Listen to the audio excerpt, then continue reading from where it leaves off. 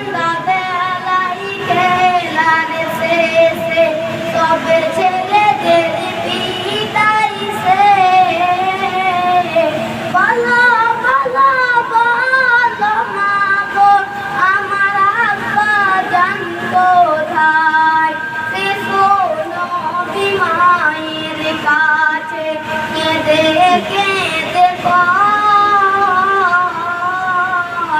বলো বলো বলো মা গো আমার আব্বা জান